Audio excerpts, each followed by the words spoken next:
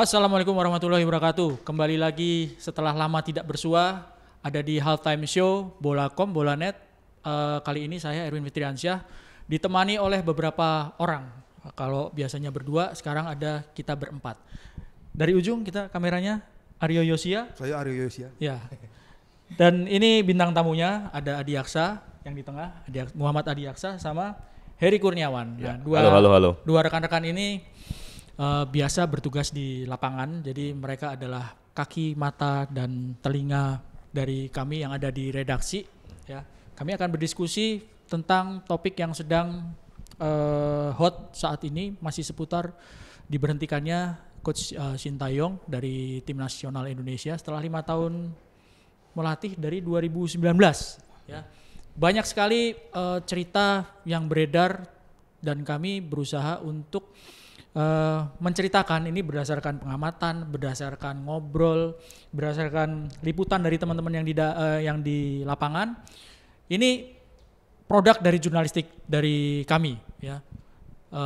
Semuanya bisa dipertanggungjawabkan, tapi ada narasumber yang tidak bisa disebutkan namanya karena memang kami menghormati kesepakatan narasumber itu bilang bahwa ini silahkan cerita-cerita ini ataupun silahkan boleh didengarkan gitu ya, tapi jangan sebut nama saya. Kayak gitu ya, kurang lebih seperti itu. Kurang lebih seperti itu, betul. Aman. Ya, jadi ini bukan gosip, bukan apa, tapi ini sebuah produk jurnalistik dari kami. Kami mencoba untuk menceritakan ataupun menggambarkan seputar apa yang sedang terjadi sekarang. Ya, kita mulai dari Coach Sintayong datang tahun 2019. Ketika itu Indonesia baru ditinggal sama Luis Mia. Simon McManamy. Luis Mia dulu ya. Oke.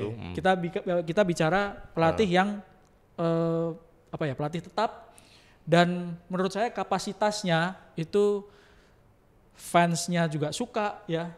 Medianya juga suka meliput. Permainannya juga oke. Luis Mia ya. Ditinggal karena Luis Mia waktu itu diberhentikan ya? Gak diperpanjang. Kontraknya habis. Juga tuh, sebenarnya kontraknya udah diperpanjang. Oh iya. Cuma tiba-tiba ada angin hujan badai, kontraknya hilang. Kontraknya hilang. Diklaim bahwa ada dua versi kan. PSSI waktu itu Joko Driono sebagai ketua umum sementara ya waktu itu ya. Sama Sekjen Ratu Tisa kan bilang klaim bahwa Luis Mia keberatan. Belakangan ketika gua ketemu langsung dengan sama Luis siapa? Mia di Bandung. Ketika dia sudah melatih Persib Bandung, terungkap di situ dia bilang, saya udah tanda tangan kontrak. Nah ini kan artinya gini, apa yang emang banyak hal yang tidak terlihat ke publik, kejadian-kejadian kontroversial yang kita coba buka nih dengan apa tadi Mas Erwin bilang bahwa kita ini kan hasil riset kita, hasil pengamatan kita di lapangan, apa yang terlihat dan tidak terlihat. Ya mungkin kalau gue mau mulai gini sih, kan yang lagi rame ini kan sebenarnya apa sih pemicu pemecatan Sintayong? Kan? Semua publik narasinya adalah bahwa ini gara-gara Piala AFF nih, gitu kan. Semua marah gitu kan, kesel, kecewa gitu kan. Kemarin cuma turnamen ini kita pecat. Ada hal-hal yang ya gue mau buka pelan-pelan nih bahwa banyak hal yang sebenarnya tidak terlihat ke publik dan ini sebenarnya yang terjadi gitu kan. Nah kan jadi pertanyaan pertama adalah sejak kapan sih sebenarnya hubungannya Sintayong dan Erick Thohir sebagai ketua umum PSSI itu renggang kan? Sama PSSI lah ya. Sama PSSI ya. Tapi sebentar, Piala AFF definitely sudah pasti bukan menjadi alasan pemecatan. Ya. Kalau kita yakin ya. Kita meyakini karena ini dari sumber-sumber terpercaya dan ini kan panjang nih. Gue bisa bilang bahwa sebenarnya konflik antara Sintayong dengan PSSI, terutama ke Pak Erick Thohir itu sudah berlangsung lama. Bahkan semenjak ibarat kata hari pertama ketua umum mendarat gitu. Mendarat di mana? Menggantikan ketua umum yang lama, Pak Iwan Bule ya. Jadi awalnya memang ketika percikan-percikan konflik ini tuh mulai terjadi tuh ketika Sintayong mengeluarkan statement agak kontroversi sih. Waktu itu lagi ketika Pak Iwan Bule setelah tragedi Kanjuruhan itu kan artinya ada kongres luar biasa kan. Calon pengganti untuk menggantikan Iwan Bule lah. Nah waktu itu kan Erick Thohir memang sudah dengung-dengungnya kan mau mencalonkan diri. Nah waktu itu Sintayong tuh kan menjabat pelatih karena dibawa sama Iwan Bule kan. Dia yang yang dikontrak PSSI kan lewat ketika Iwan Bule menjadi ketua umum. Ketua umum kan. Dan gue masih ingat waktu itu ketika Pak Iwan Bule akhirnya diganti gitu, Coach Sintayong sempat bilang kalau Pak Iwan diganti saya mundur gitu, ya kan? Udah kayak film Titanic aja. Nah itu yang You jump, I jump gitu. Gue kebetulan kenapa tahu? Karena gue memang waktu itu agak terlibat aktif menjelang kongres itu adalah ya sama orang-orang lingkar dekatnya Erik tuh sering mengontak gue untuk sederhananya ini seperti apa sih kalau misalnya Pak Erik ini akan masuk nih situasinya. Konstelasinya seperti apa gitu ya? Gitu ya. Nah menurut sumber gue gitu yang di lingkar dalam Erik tuh memang statement itu sempat mematik kekesalan Erik. Yeah. Artinya lu tuh siapa ngeremehin gue sederhananya gitu kalau bahasa gaulnya ya. Nggak harafiah kayak gitulah. Sebenarnya lu tuh siapa tiba-tiba bilang nggak mau ikut gue gitu kan. Tapi memang gini ya juga ya di sisi lain memang sebenarnya Erik tuh yang gue tahu gitu ya memang sebenarnya dari awal tuh nggak pengen Sintayong. Jangan Erik Pak Erik lah gitu. Pak Erik. Pak Ketum, Pak Erik. Pak Ketum lah ya. Pak Ketum tuh memang tidak menginginkan Sintayong. Jadi alasannya? Mimpinya dia ketika masuk PSSI kan, ini kan selalu kan setiap ketua umum baru pengen membuat gebrakan, gitu kan. Gebrakan yang ingin yang dilakukan oleh Pak Erik adalah mendatangkan pelatih dari asal kelas dunia dari Eropa. Oke. Dari awal. Kelas jadi dunia sebetulnya kelas dunia juga ya Sintayong ya. Kelas dunia. Di mata Pak Erik ya kelasnya masih kelas Asia. Pak Erik tuh yang punya artinya dia pernah megang jadi presidennya Inter Milan dan macam-macam punya mimpi karena kan waktu itu kan memang gini PSSI ini reputasinya lagi ambruk.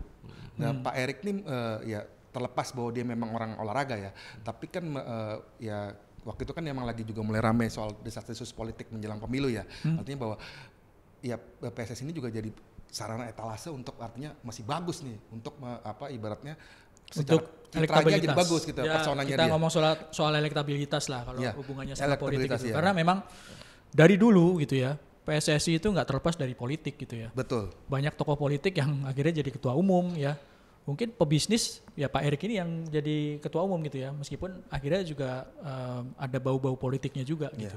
Nah selanjutnya udah kan. Tapi kemudian akhirnya konflik itu mereda. Artinya karena akhirnya berhitung nih Pak Erik dan kawan-kawan nih di lingkaran ini bahwa udah deh nggak usah bikin rame dulu deh. Karena situasinya kan orang belum tahu bukti apa yang saya lakukan nih di dalam PSSI. Berarti bisa dibilang nggak berawal dengan manis gitu ya? Awalnya udah perang dingin kali ya.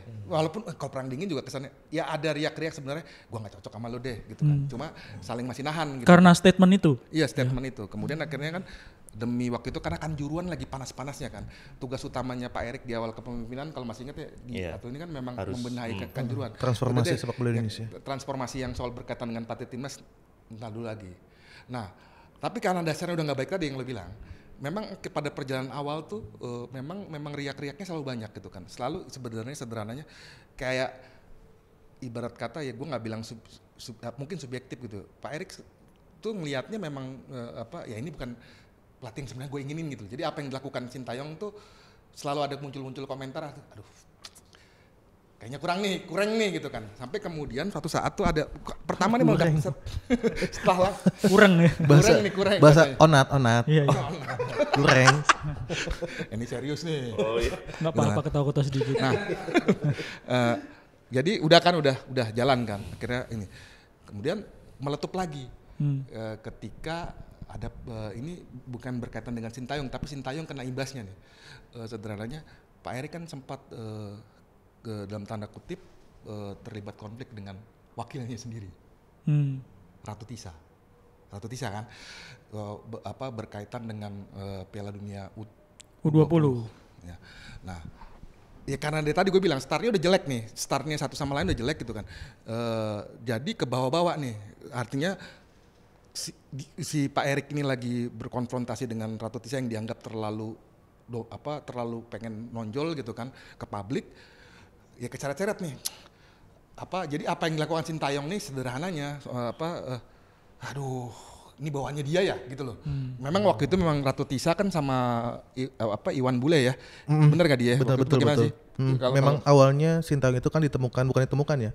Memang di-hire oleh Ratu Tisa. Yang memang kita tahu kan otak lewat Ratu Tisa. Ya, otak organisasi ketika eranya di Rahmadi selesai itu memang dikendalikan oleh Ratu Tisa. Ratu Tisa lah yang tahu seluk-beluk dan tahu sepak bola secara keseluruhan gitu, ketimbang Pak Iwan yang kita tahu bahwa saat itu adalah masih berstatus sebagai anggota kepolisian gitu.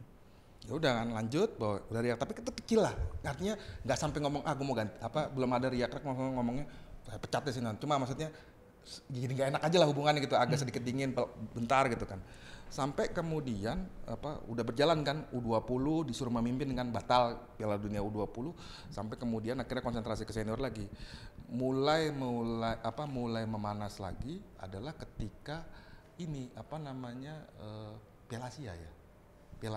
Piala Asia level senior gitu kan.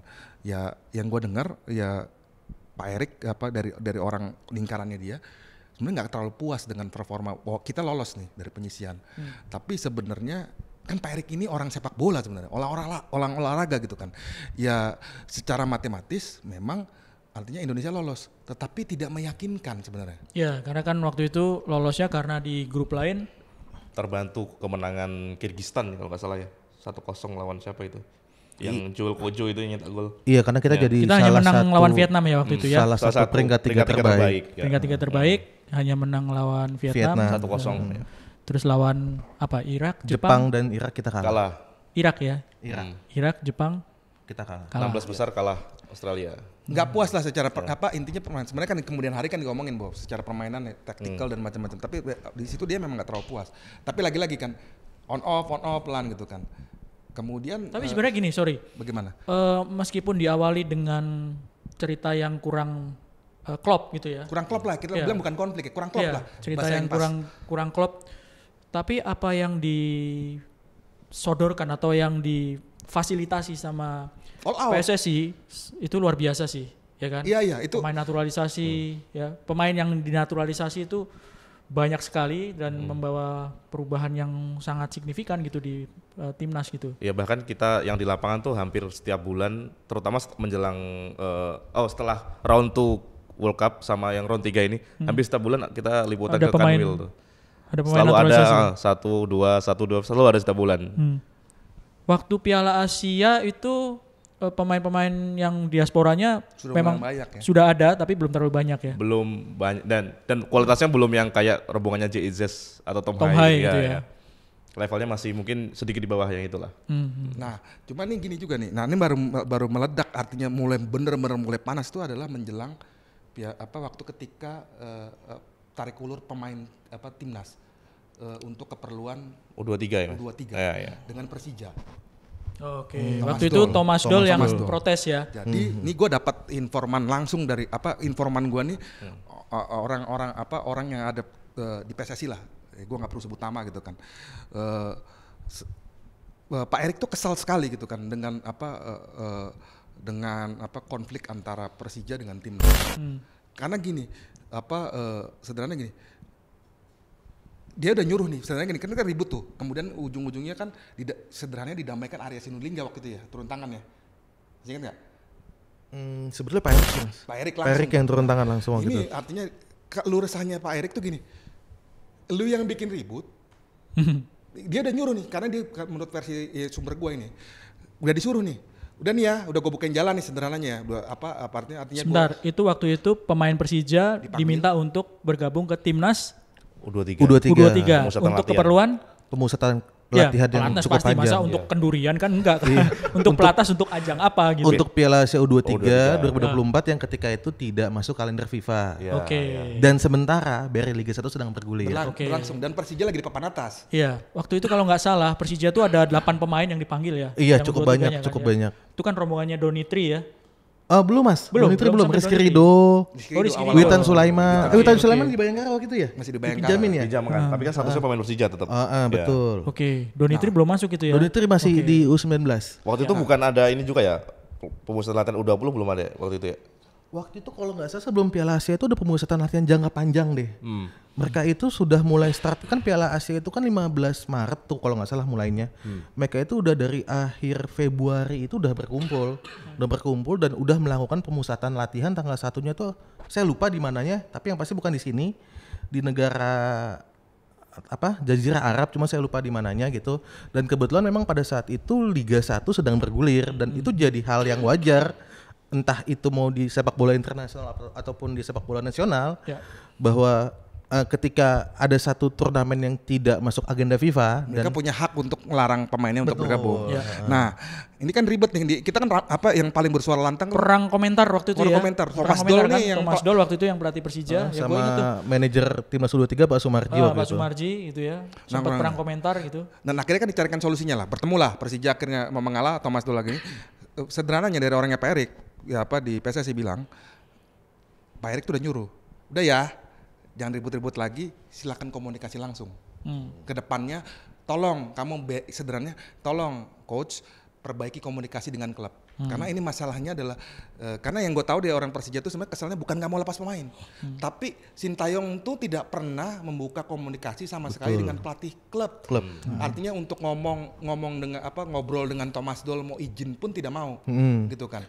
Nggak berkeras hati, artinya gue punya pendirian begini, gue punya pendirian begini gitu kan. Itu sebenarnya waktu itu Ganesha Putra kan wakil presiden ya, bilang kita mau lepas pemain, cuma komunikasinya buruk Yos, gitu loh. Yang kita tuh cuma sebenarnya pengen lo datang ngomong baik-baik, kita kasih, karena sejarah kan juga menunjukkan Persija nggak pernah mempersulit gitu. Nah, udah tuh kan udah dibereskan sama Pak Erik, turun tangan langsung, sebenarnya gini, tapi itu tidak terjadi. Sampai sederhananya gini, kalau bisa ngomong bahasa anak sekarang gitu kan, kok gue jadi budak korporat nih, atau maksudnya dia kok jadi kerja sama Sintayong, padahal dia itu yang ini ditit aja tuh tadi tuh itunya. Kenapa? S-nya tadi tuh ditit aja tuh.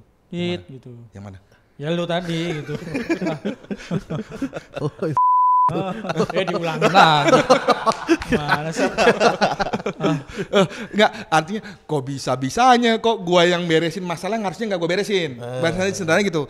Kan ini harusnya kan jadi masalah pelatih dong dengan pelatih gitu kan, sampai ketua umum harus ngurusin ini terus. Di situ udah mulai kobaran ini. Dan gini, mesti diingat, hubungannya Pak Erik dengan Bakri sempat merenggang. Bakri ini pemilik Persija. Dan kita tahu sendiri bahwa Bakri dengan Pak Erik ini kan hubungannya historisnya panjang.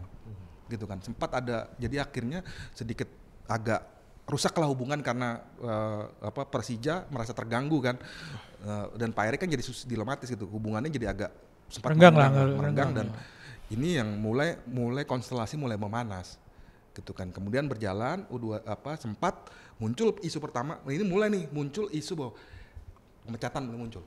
Artinya itu tahun berapa tuh? U23 itu. Tahun berapa, bukan hanya U2-nya, U12. 2024. Setelah turnamen Piala Asia.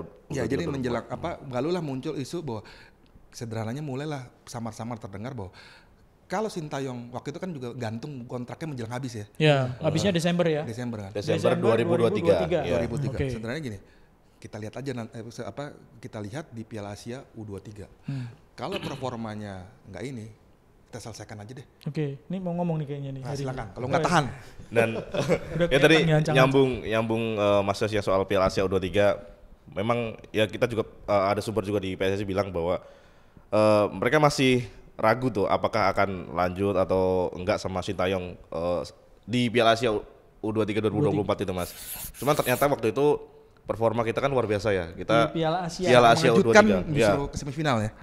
Kan kalau saya ingat waktu itu di sebelum turnamen Sintayong di presscon bilang bahwa target kami di sini untuk minimal lolos semifinal. Kita semua kaget waktu itu. Karena berani sekali Sintayong mentargetkan itu, karena di sisi lain karena komposisi pemain kita waktu itu pemain naturalisasi belum ada pasti akan bisa bergabung atau tidak. Kan Nathan juga akhir-akhir baru bisa gabung. Grup itu berat banget. Ada Jordan, ada Australia, tuan rumah. Satunya Qatar. Ya. Nah, dan kita cuma kalah sama Qatar kan. Kemudian pertandingan pertama kalau Qatar. Sorry, itu bulan apa, Her? Bulan Maret. Bulan Maret. Sampai jadi April, habis kontraknya itu masih jauh sebetulnya kan? Bulan Juni ya. Oh, Juni. Jadi kontrak Sintayong itu habis bulan Desember 2023, tapi dia perpanjang 6 bulan karena untuk menghabiskan. Oke, sorry, itu 2024 Piala Asia 2024 ya. Ya. Kontraknya baru diperpanjang berarti kan. Diperpanjang 6 bulan. Ya, setelah itu baru kan kita tahu kemudian walaupun kita pada akhirnya gagal lolos ke Olimpiade, tapi performa timnas U23 waktu itu kan memang sangat luar biasa, dan mungkin itu yang menjadi salah satu pertimbangan PSSI untuk kemudian menambah kontrak Sintayong gitu. Oke. Jadi kalau nggak salah juga di sela-sela itu lo sempat diajak diskusi Pak Erik juga ya? Setelah Piala Asia tepatnya ya? Iya. Jadi Piala Asia U23 itu bulan Maret. Maret. Maret. Oke. Bulan Januari Piala Asia yang senior. Ya. Nah, awal Januari selesai ya. Ini belum pernah gue ceritakan kemana-mana, belum pernah gue tulis juga. Jadi bulan Januari setelah Piala Asia senior selesai, itu saya bersama beberapa teman dari di luar PSSI itu dipanggil ke rumah Pak Erik, rumah dinas. Ya. Banyak yang diceritakan sama Pak Erik, termasuk gimana ini perpanjang atau enggak gitu ya. Tapi waktu itu Pak Erik sudah bilang bahwa udah beres, perpanjangan ini udah beres. Coach Sintayong dengan target nanti di Piala Asia U23 itu targetnya semifinal gitu. Ya terus terang waktu itu, semifinal sama kayak Harry gitu. Nah ini nyambung kan seperti gue bilang. Jadi iya. Gue kan udah berapa menit tadi ngomong. Lanjut terus. Iya kan. Kita semua kaget. Iya kaget. Tapi waktu itu Pak Erik udah bilang bahwa ini targetnya. Coach Shin sudah target semifinal gitu, lolos gitu. Nyambung juga soal komunikasi gitu. Jadi waktu itu kita sharing gitu ya, sharing. Mungkin Pak Erik juga pengen dengar gitu. Kayak apa sih masukan yang perlu yang dari luarnya apa sih masukannya gitu kan ya. Salah satu yang saya utarakan di situ adalah soal komunikasi ya, bukan komunikasi di dalam tim aja gitu. Nyambung karena sudah ada kejadian sama Persija gitu. Ya memang nggak ada aturan bahwa seorang coach tim nasional harus datang satu-satu ke klub gitu. Enggak, tapi saya waktu itu berpikiran alangkah lebih baiknya ketika situasi seperti itu ya secara informal aja gitu. Kan nggak ada jeleknya sebetulnya kan. Sama-sama Persijanya juga kalau misalnya klub ya, dalam hal ini Persija, kalau diminta secara baik-baik ya, kayak Mas Yos tadi bilang bahwa kalau diminta secara baik-baik untuk negara loh gitu.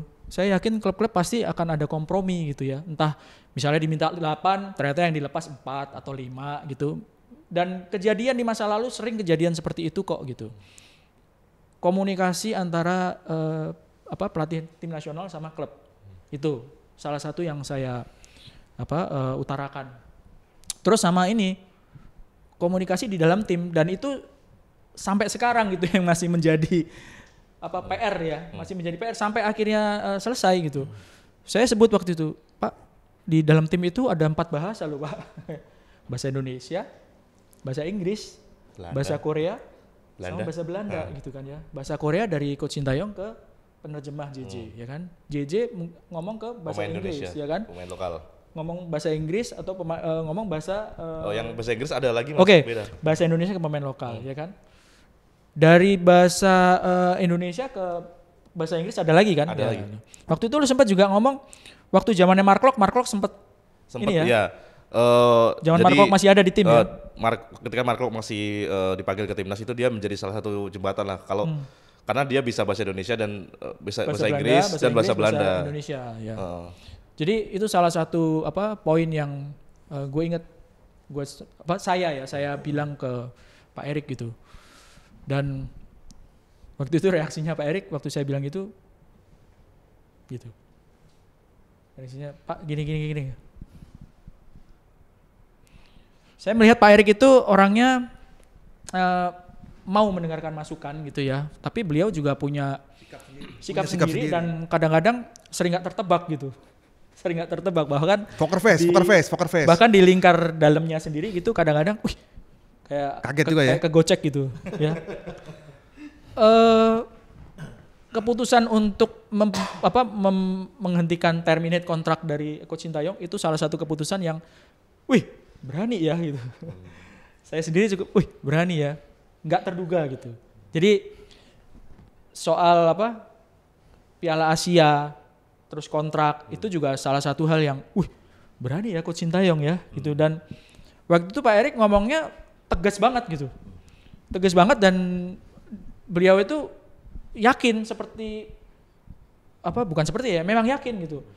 Coach Sintayong targetnya adalah 4 besar lolos dari grup dan 4 besar di Piala Asia U23 gitu. Waktu itu kita udah tahu bahwa lawannya Lumayan berat ya. Qatar, Yordan, Australia. Qatar, Yordan, Australia Iya, gitu. bener. Wih. Cuman kita ya udahlah, orang udah desain waktu itu. Saya ingat banget waktu itu udah sign perpanjangan kontrak. Oke. Tapi konon, ya itu tadi nyambung seperti yang gue bilang.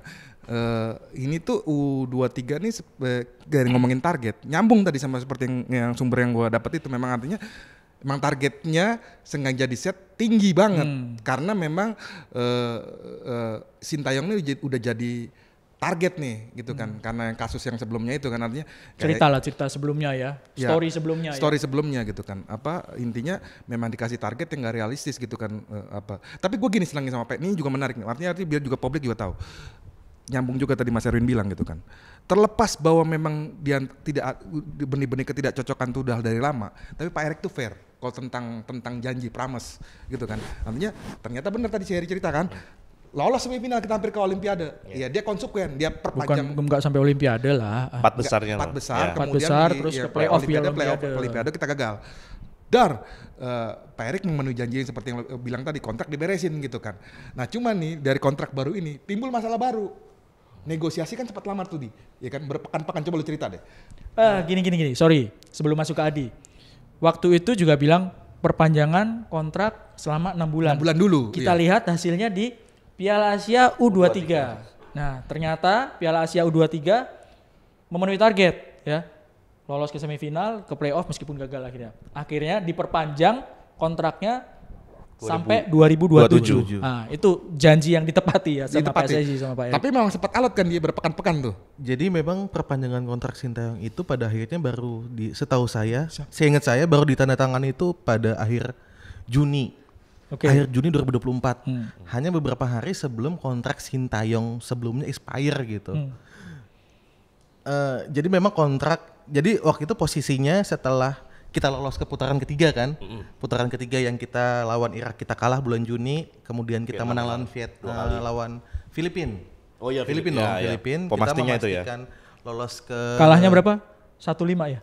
Bukan yang, Mas, 0-2 lawan Irak ya? Yang di GBK Mas, yang di GBK, di kalah 0-2. 1-5 di Basra. Kita menang 2-0, setelah itu lawan Filipina, kemudian gak lama tuh Sintayong tuh pulang kampung ke Korea Selatan. Lucu juga tuh.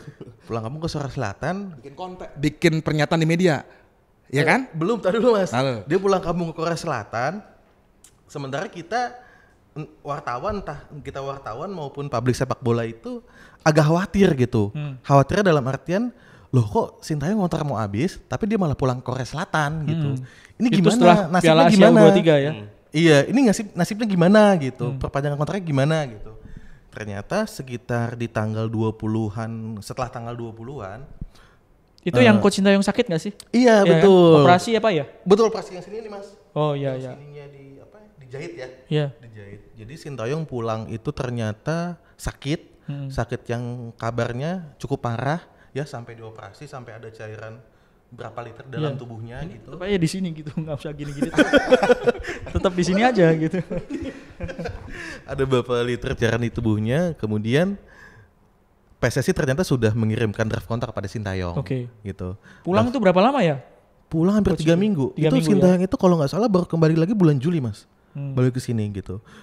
Ternyata draft sudah dikirimkan ke Sintayong dan ternyata yang kita tahu waktu itu kontrak ditandatangani secara digital, gitu. Tapi menurut PSSI itu tetap sah dan tetap berlaku, gitu. Nah di sela-sela itu ada yang menarik nih sebenarnya. Jadi ini Sintayong kan sempat menjelang, maksudnya yang jeda antara sebelum akhir tongkat di kontrak dan dia pulang itu ya, kan sempat beredar berita besar menghebohkan soal Sintayong mendapat tawaran termasuk dari negara lain gitu ya. Pak Erik itu marah besar. Dari sumber gua di dalam di PSSI. Karena nggak dinilai nggak etis ya. Gua ini udah konsekuen sebenarnya. Ini kita bahasa gaul aja, bukan Pak Erik ngomong gini gitu. Tapi jangan pakai SS tadi lah. gaul tapi jangan kelewatan gitu ya. Iyalah. Iya, maaf. Sederhananya bahwa gua udah konsisten nih. Ya udah gua konsisten nih. Gua udah konsisten nih. Diulang lagi. ini tadi katanya mau serius nih di acara ini nih. Banyakan ketawa lagi nih. Kita udah mau konsisten. 3 kali gue bilang. Konsisten. Kok dia ngomong begitu ke media gitu kan. Seakan-akan kita tuh nggak bisa dipegang mulutnya. Pak Erik tuh merasa artinya kalau lu udah bersepakat sama kita, ya udah lakukan gitu kan. Nah itu di situ marah besar gitu kan. Waktu itu Coach Sintayong kan masih di Korea. Di Korea. Terus ada kabar ditawarin kontrak sama negara lain itu kan ya? Iya. Nah, itu dari media Korea ya? Itu iya kalau nggak salah Media Korea yang memberitakan kan? Media dan Korea. Pak Erik sempat kita wawancara kalau nggak salah waktu itu dan jawaban Pak Erik ya. Ketus juga kan kalau nggak salah tuh. Iya, jawabannya ya normatif. tinggi nih, bos gede nih. Tapi cenderung negatif dalam artian ya udah kalau mau ada Silakan, tawaran gitu. dari negara lain Silakan, silakan gitu. saja gitu. Dia tidak akan menghalang-halangi atau tidak akan melarang Sintayong jika tidak mau memperpanjang kontrak dengan timnas dan menerima tawaran negara lain. Nah, Oke. Udah kan, akhirnya tanda tangan kontrak kan sudahlah. Nah itu hebat tadi kan konflik pasang surut. Setelah itu tuh flat lama tuh Win. Apa Bro Win? Apa artinya tidak ada lagi Itu Coach Sintayong udah pulang ke sini, udah balik lagi pulang, ke sini udah kan? tanda tangan kontrak, everybody happy gitu kan. Publik juga hore-hore lah sederhananya. Wah akhirnya coach kebanggaan kita dikontrak. Apa perpanjangan Panjang kontrak sampai Jalan. 2027. 27 3 tahun. Dan seiring dengan itu kan kita lolos ke round 3. Kita sudah lolos waktu Sudah itu, lolos, Mas. sudah lolos ya. Ke putaran ketiga. Artinya round 3 kemudian Sorry, ini harus jelas timelinenya. Waktu kontrak itu sudah ditandatangani, posisi Indonesia itu sudah main di round 2 atau belum? Setelah melewati round 2 dan sudah lolos ke round 3. Sudah lolos ke round Sudah 3. lolos ke Jadi round belum 3. main di round 3. Belum main di round 3. Oke, Kita jadi baru main di round 3 itu bulan September, Mas. Situasinya memang riskan banget gitu ya. Di sisi lain Indonesia butuh karena sudah lolos dari round 2. Round 2. Sementara di kubu Coach Sintayong punya nilai tawar yang lebih. Bargainingnya Karena, tinggi. Ya, bargainingnya tinggi gitu karena sudah meloloskan Yang timnas U23. pertama sudah Ya. lolos ke semifinal U23 Piala Asia. Setelah itu lolos round 2 kualifikasi Piala Dunia, ya kan? Jadi ada 2 milestone yang sudah Milestone. dicapai oleh Coach Sintayong. Nah, gue hampir skip nih. Untung gue inget ketika lo balik gitu lagi. Di masa ketika Sintayong habis berita soal itu dan itu memang kemudian Pak Erik tuh nggak ngomong isapan jempol nih. Artinya apa? Sudah muncul nama pelatih sebenarnya. Pada saat itu. Udah artinya? Berarti itu bulan Ya periode itu sebenarnya sudah 2023 itu udah ada masih nama ya? pelatih penggantinya. 2024 awal kayaknya, Mas ya. Iya, artinya udah belum merembus, artinya tadinya mau sederhananya, udah deh kita mainkan ini barang lah sederhananya. Kita ganti gitu. Ya itu pelatih. Bahasanya kadang-kadang nih Mainkan ini bareng. terlalu tongkrongan gitu. kita mainkan gendang inilah gitulah yang lebih aman lah ya gitu kan. Sederhananya adalah bahwa ini pelatih dari Jerman waktu itu. Christian Ziege. Satu lagi Jurgen Kohler. Ya. Jadi ada sudah ada gambaran gitu ya bahwa pelatih yang mungkin disiapkan untuk pengganti adalah 2 nama itu, Christian Ziege sama Jurgen Kohler. Dua-duanya. Kirain Jurgen Klopp, Mas, bukan ya? Klopp waktu itu belum selesai di Belum Liverpool. free agent ya? Belum ngarep kalau itu. Ziege kan back sayap, Munchen, Hotspur ya. Ya. Jurgen Kohler di Juventus. Ziege sempat main di Liverpool juga kalau nggak salah. Siapa? Ziege. Enggak, di kayaknya Hotspur. Jurgen Kohler. Itu dua-duanya pemain belakang. Oke, lanjut. Ya sempat main. Udah kan? Udah ibaratnya udah everybody happy jalan. Kemudian jalanlah round 3 nih. Nah, pemain naturalisasi gerbong kan makin banyak nih ya. Artinya Tom Hai. termasuk salah satunya adalah yang pemain yang paling populer lah menurut gue ya. Secara top kebintangan ya. Matthew Girls. Siapa? Tom Hai. Tom Hai. Tom udah dari round 2, Mas. Oh, dari round 2. Saking banyaknya bingung. Bingung. Pokoknya udah datang lah Matt. Udah datang Hilgers, semua. Ijes. Gitu kan. Nah, udah surut nih. Sampai kemudian itu adalah mulai riak konfliknya tiba-tiba meninggi sekali adalah hasil buruk pertandingan melawan Bahrain. Yang 2 sama. Disitulah ini konflik ini menjadi melebar.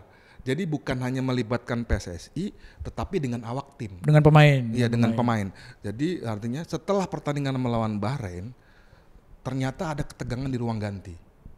Sumber-sumber di lingkar timnas nih cerita bahwa ada ketegangan di ruang ganti, melibatkan pemain naturalisasi, Pemain diaspora.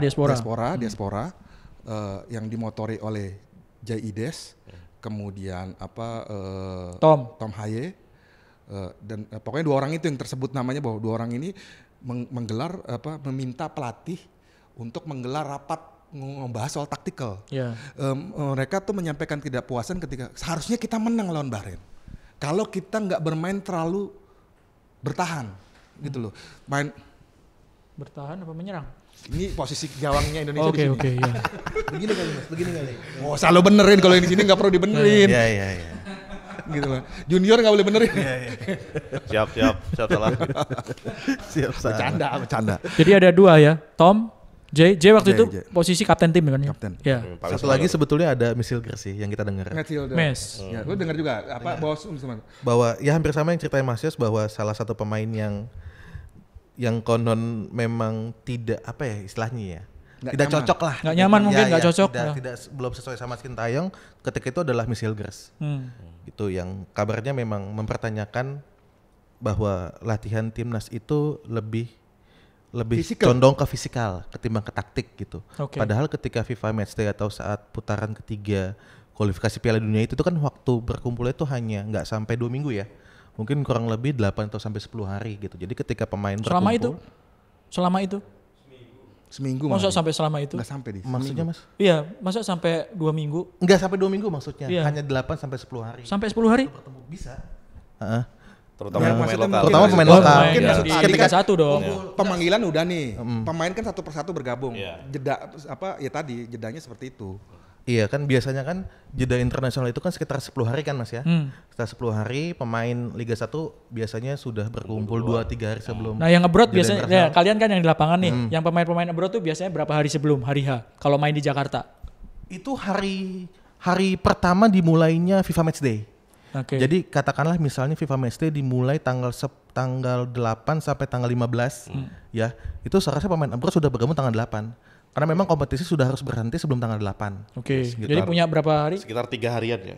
3 atau 2 hari. Pendek berarti artinya. Pendek tapi Pendek, ya. maksudnya di dalam tim itu mereka punya waktu sekitar seminggu lah gitu. Sambil nunggu yang Iya, untuk bermain. sambil nunggu yang abroad itu datang kan? Iya betul. Jadi ya untuk pemain abroad nih gue mau menegaskan bahwa pemain abroad itu nggak punya waktu yang lama untuk kumpul sama tim kan? Iya. Berapa hari? 3 hari? Lebih? Ya kalau total FIFA Matchday mungkin yang tadi Adi bilang 10 harian Bisa ya. iya bisa. Bukan, dari pertandingan kalau FIFA Matchday, Iya. sekali FIFA Matchday kan ada 2 pertandingan Iya. ya. Sebelum pertandingan pertama itu mereka punya berapa hari? 2 atau 3 hari. Nah, Ya. itu maksud gua. Poin gua di situ. Iya. Ya. Karena ini bahasanya dalam persiapan setiap pertandingan itu mungkin hanya 2 sampai 3 hari kali Iya. ya. Iya, betul. Dan nyaman mereka keberatan karena kok malah fisik. Harusnya Iya. taktikal. Nah, jadi dia mereka pemain-pemain ini diaspora ini meminta meeting berkaitan dengan taktik. Nah, cuman efeknya ngeri nih. Artinya yang membuat menjadi situasi jadi makin tidak kondusif. Si pemain yang baru dapat paspor Indonesia, si Eliano ini jadi kambing hitam nih. Karena ini lagi-lagi ini nyambung masalah bahasa. Oke. Pemahaman STY adalah bahwa pemain-pemain ini bersuara lantang nih karena mereka karena Eliano nih yang memulai baranya. Karena Eliano ibarat kata sederhananya bahwa Eliano provokatornya gitu kan yang ini. Padahal kan kalau logikanya sebenarnya Eliano ini pemainnya lebih muda ya gitu kan. Nah, itu juga Dan dia yang paling terakhir bergabung. terakhir dan itu Iya kan? Nah, Maksudnya ketika dari itu, pemain era yang itu. dinaturalisasi itu Eliano yang paling baru. Sama Salah Miss, satu. sama Miss. Oh ya satu. sama Sama Messenger. Messenger. Oke, Salah satu. iya iya. itu juga yang menjawab kenapa Eliano tidak masuk Akhirnya tidak dimainkan. masuk line up. Sejak setelah lawan Bahrain. Setelah lawan Bahrain. Sebelum Bahrain, 3 dia nggak pertandingan masuk berturut-turut. Iya. Nah, ini kan sebenarnya polanya nih, gua sore agak melebarkan.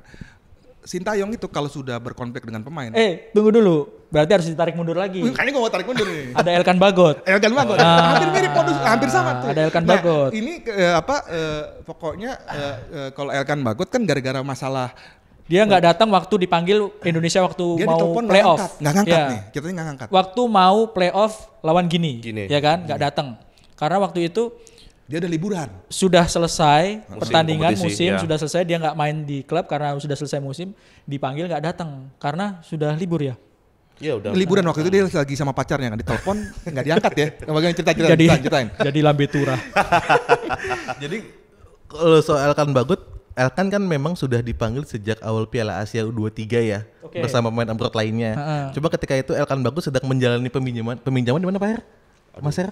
Ipswich. Enggak, bukan dari Ipswich, dipinjamkan ke Bristol ya. Bristol Rovers. Ya, ketika itu kalau nggak salah. Nah kemudian karena mungkin memang Bristol menganut aturan yang sudah ada, mereka nggak bukan akan FIFA melepas, Matchday gitu. bukan kalender internasional atau jeda internasional, mereka nggak ngelepas. Tapi di awal Mei itu sebetulnya Elkan Bagot itu sudah dikembalikan ke Ipswich. Masa pemainnya sudah selesai. Artinya Elkan secara sadar ataupun secara pribadi semestinya bisa gitu, bisa bergabung gitu. Kecuali misalnya Ipswich ngelarang. Tapi kebetulan waktu itu kompetisi championship di Inggris juga sudah selesai. Ipswich sudah nggak ada kegiatan lagi. Dan promosi mereka. Ini versi siapa nih? Indonesia ini berkaitan ini versi siapa dulu nih? Gue mau tegesin karena ada versi berbeda lagi nih. Waktu itu Indonesia sudah sampai di babak apa? Di Piala Asia U23. Semifinal. Waktu mau lawan Uzbek berarti ya? Iya. Itu kompetisi championship udah selesai. Dan Elkan Bagot sudah dikembalikan ke Ipswich gitu. Jadi secara personal seharusnya dia free gitu ya untuk memenuhi panggilan timnas. Itu kecuali misalnya Ipswich yang memang tidak mengizinkan gitu.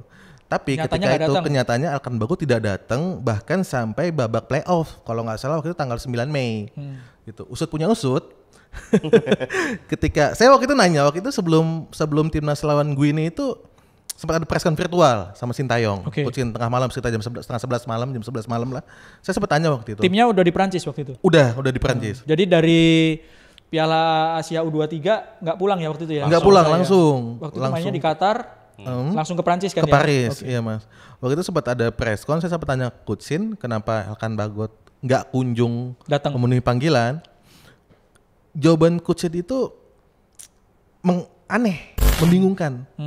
Bagaimana? Tanya saja sama pemainnya. Cek saja jadwalnya. Dilempar lagi ya?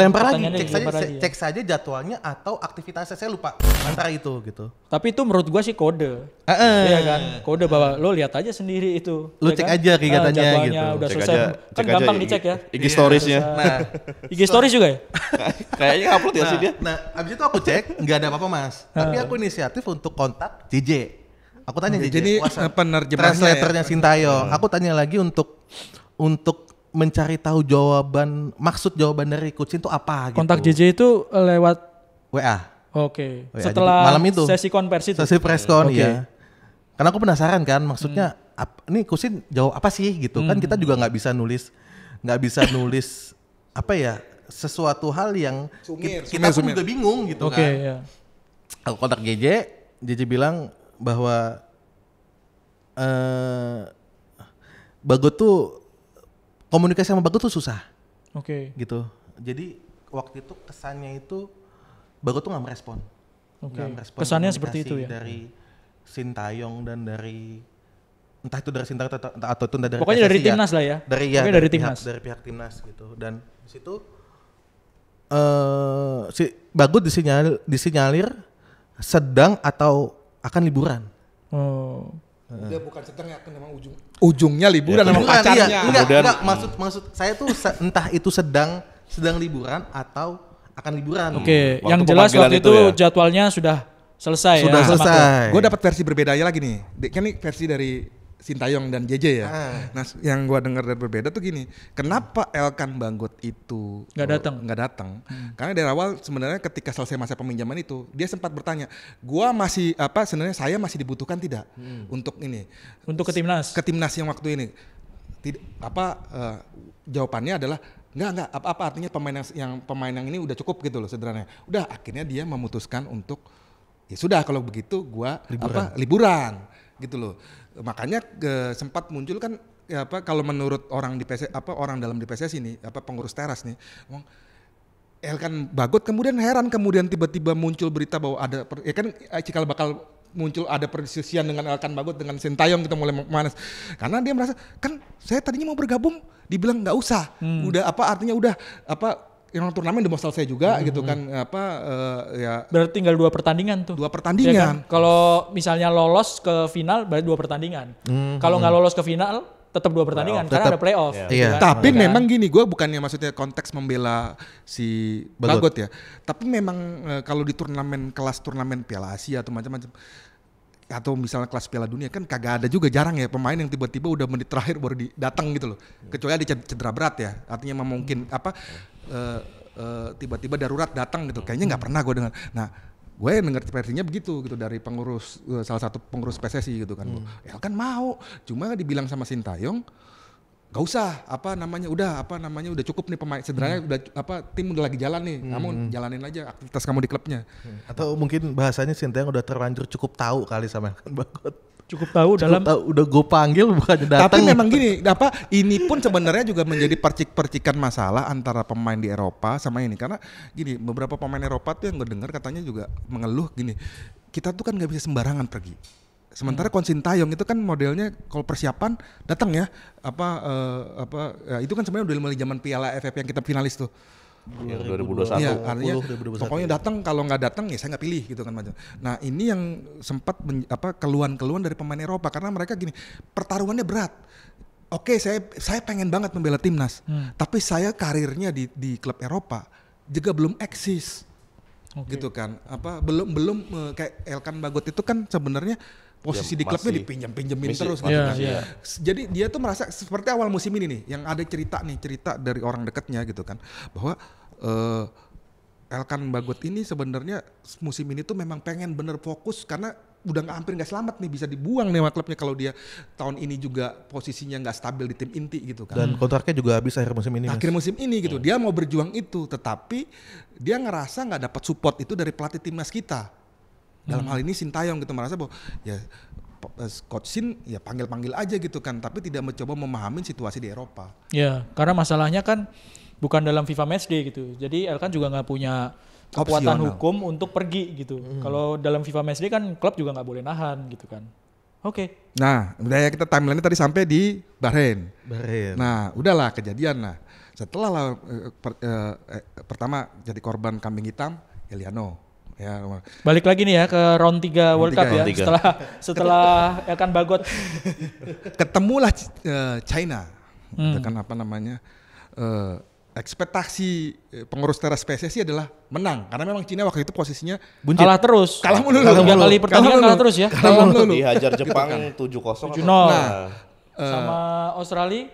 Udah ketemu belum lawan Australia? Pokoknya 3 kali kalah terus ya Cina ya. Iya. Nah. Sama Saudi kalah juga. Sama Arab kalah. Amarah PSSI memuncak tuh gara-gara bukan kalahnya, tapi gini, mereka merasa sudah tahu ini partai krusial yang harus kita menangin.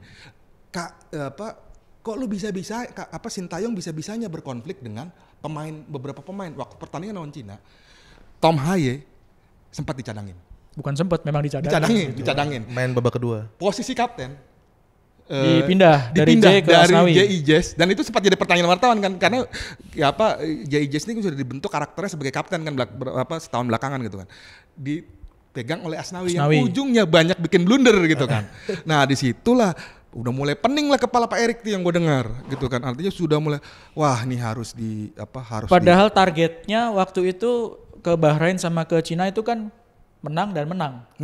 Sapu bersih. Menang dan menang, sapu bersih. Dan waktu lawan Bahrain itu hampir menang. Golnya menit-menit akhir. Oke lah, lawan Cina harus menang nih karena Cina kalah terus di 3 pertandingan. Tapi ternyata ya ada percikan-percikan di ruang ganti setelah lawan Bahrain. Setelah lawan Bahrain itu gue sempat ditelepon sama salah satu orang dekatnya Pak Erik. Bertanya gitu kan, situasi seperti apa sekarang? Nah ini menyambung gini, maksudnya tanya situasi itu seperti apa. Kalau misalnya STY ini diberhentikan, reaksi publik akan seperti apa? Gitu kan. Waktu itu gue terus terang gue jawab gini, serba salah nih gitu kan. Kalau misalnya pelatih dipecat sekarang, STY itu popularitasnya lagi tinggi.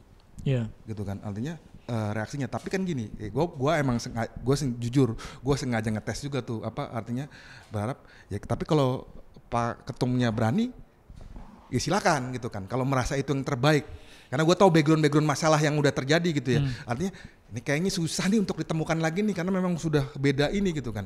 Sempat ada muncul pertanyaan gitu, oke, waktu itu kan. Kemudian ternyata tidak terjadi tuh. Yang belakangan Pak Erik di preskon cerita deh, Heri kan ngomong soal itu lagi kan, bahwa sebenarnya pemecatan akan dilakukan. Nah bagaimana tadi? Di preskon pengumuman pemecatan Sintayong yang dilakukan kemarin Senin ya di Dana Reksa, itu Pak Erik sempat bilang bahwa rencana pemecatan Sintayong itu bukan tiba-tiba, bukan karena AFF juga, bukan karena hal lain, tapi sudah ada di benak PSSI itu sejak September itu, sejak setelah lawan Cina. Ya. Oktober ya, setelah lawan Cina, dan tapi masih menunggu momen-momen dulu dan kemudian baru dilakukan kemarin itu. Dan itu ada hal yang unik juga Mas di preskon kemarin itu. Saya selama ngeliput tim nasional nggak pernah ngelihat sesi preskon yang dipenuhi wartawan atau wartawan benar atau enggak ya. Sebanyak itu, jadi penuh banget kemarin ballroom di Dana Reksa. Jadi nunggu benar-benar ya orang-orang. Iya, antara nunggu dan ya mungkin bagi sebagian orang mungkin kaget juga mungkin Mas. Bagi yang nggak mengikutin timnas dalam gitu mungkin. Nah, yang gua denger deh sebenarnya ketika kenapa itu batal dipecat, gua kan sempat tanya juga kan sama orang yang sama nih. Kenapa nih nggak jadi di ini? Karena gini, memang ingin terjawab juga nih kenapa. Jadi ternyata ya beberapa kali memang benar Pak Erik tuh sempat mau dalam tanda kutip mau memberhentikan Sintayong. Cuma Pak Erik ini sangat berhitung publik sepak bolanya. Karena biar bagaimanapun Sintayong ini popularitasnya tinggi. Walaupun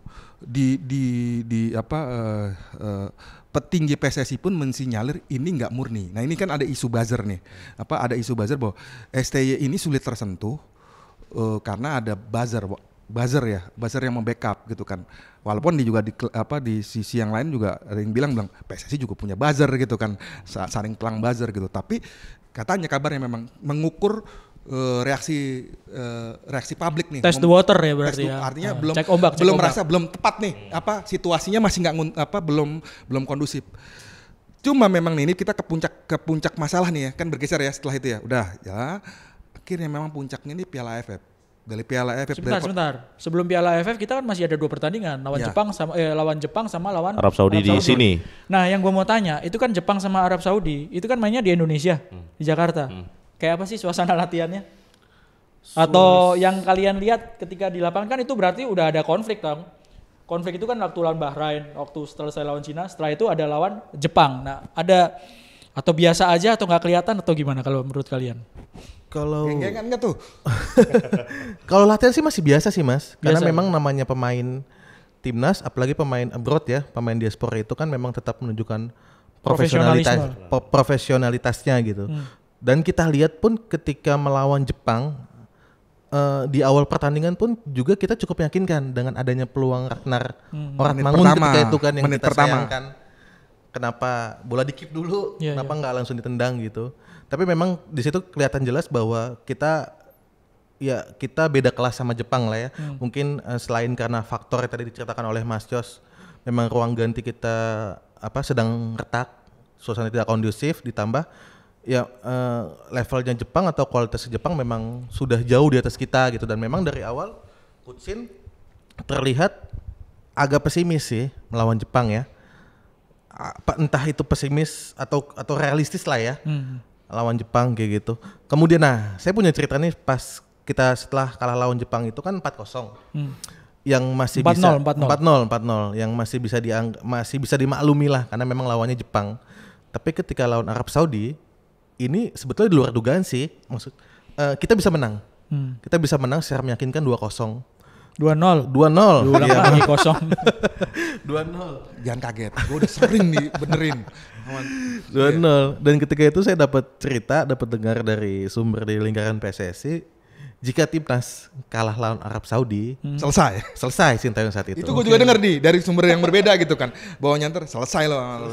Tapi gini, masih nyambung lagi ke pertanyaan gue penasaran sih untuk pemain-pemain seperti terutama Eliano tuh kan akhirnya udah nggak main ya, waktu lawan Cina nggak main, waktu lawan Jepang juga nggak masuk line up, waktu lawan Arab Saudi itu seperti apa gitu di lapangan, di waktu latihan atau tetap profesional gitu atau kelihatan nggak sih ada yang lain gitu?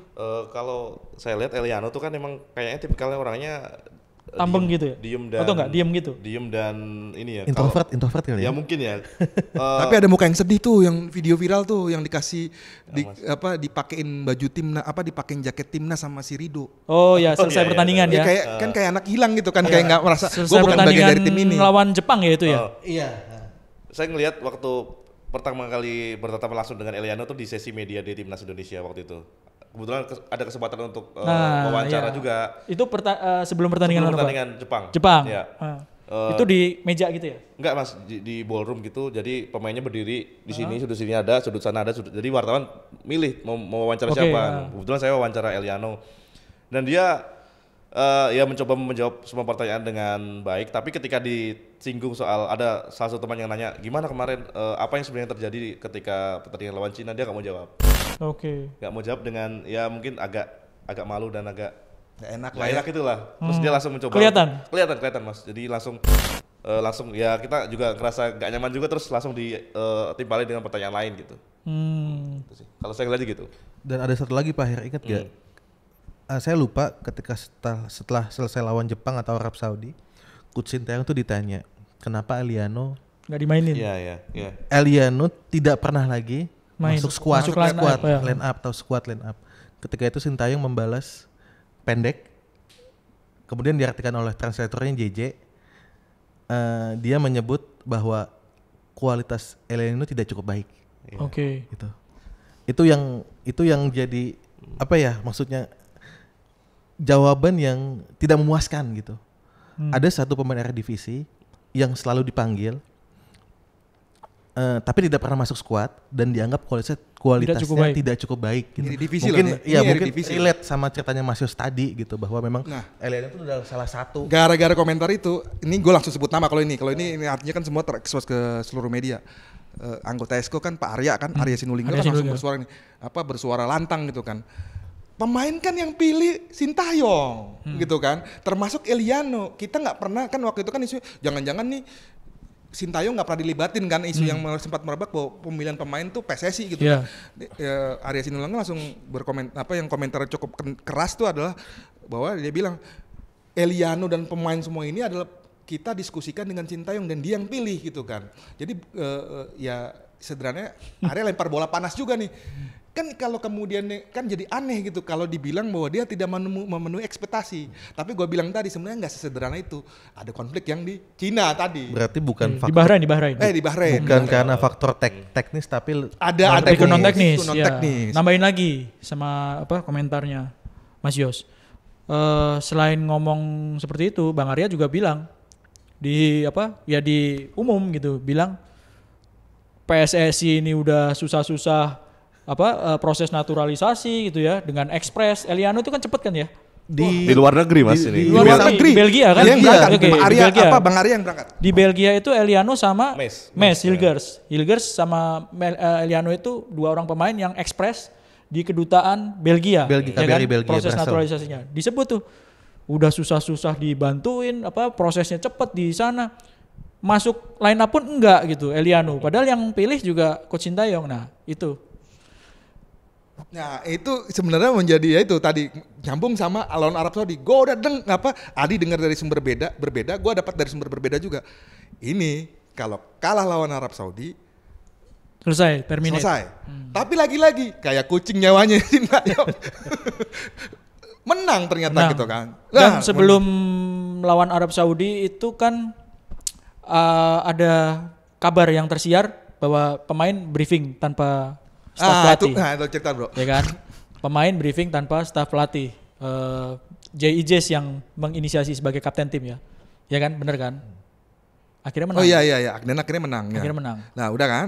Nah tapi kemenangan itu tidak kayaknya juga nggak membuat PSSI puas. Karena memang artinya situasinya udah rusak ini. Hubungan udah bukan lagi cuma tentang ketidakcocokan lagi. Tapi memang bener-bener udah jadi konflik yang bergulir gitu kan. Yang tadinya artinya masalah cocok dan tidak cocok sederhana, udah mulai gini.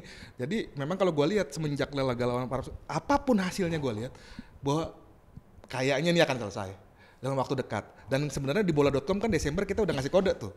yang kita bikin berita tulisan yang nyerempet-nyerempet lah bahwa Sintayong ini kaitan dengan Piala AFF kan kalau gagal di Piala AFF. Dan kemudian emang gue denger lagi nih bisikan-bisikan halus dari kalau dulu gue pintu Senayan ya, kalau sekarang di mana PSSI? GBK Arena. Dulu gue di pintu 1 Senayan. Atau Monas. Karena ketumnya zaman dulu Monas. bukan kita belum lahir ke Monas. Enggak, maksudnya kan ketumnya kan di Monas. Oh iya BUMN. Itu memang udah dengar gini. Dari awal udah jelas tegas. Ini pertaruhan terakhirnya Sintayong. Target yang diinginin Erick Thohir dan kawan-kawan, Pak Erick dan kawan-kawan minimal semifinal. Dan di sini nih agak ada kelas besar nih. Jadi kan selalu timbul pertanyaan kenapa kita mengirimkan U22? Karena ada versi bahwa itu sebenarnya memang PSSI bahasa resminya kan bilang bahwa ini adalah bagian dari pematangan pemain muda dan macam-macam. Persiapan SEA Games. Tapi sebenarnya katanya menurut ini bahwa itu sebenarnya kenapa jadi pelan suaranya? PSSI itu pengen PSSI itu pengennya sebenarnya squad B. Oke. Squad B itu artinya pemain yang non diaspora yang di Eropa, kemudian pemain yang di Liga 1 dan macam-macam. Oke. Coba gitu kan. Kan Ramadan Sananta, Rido, ya kan? Rizky Rizky Rido, ya. Hoki kan dipanggil. Hoki ada, Hoki. Oh, iya. Hoki kan ada. Mark Lok, Oh iya. Buaya, Ya, pokoknya dipanggil. Wita. Tapi si Sintayong ngomong gini, saya pengennya U22. Dan ini pun sebenarnya ada isu menarik juga nih berkaitan dengan ini. Dari dulu tuh selalu muncul bahwa anggapan bahwa Sintayong ini selalu menghindari target-target yang berbau juara.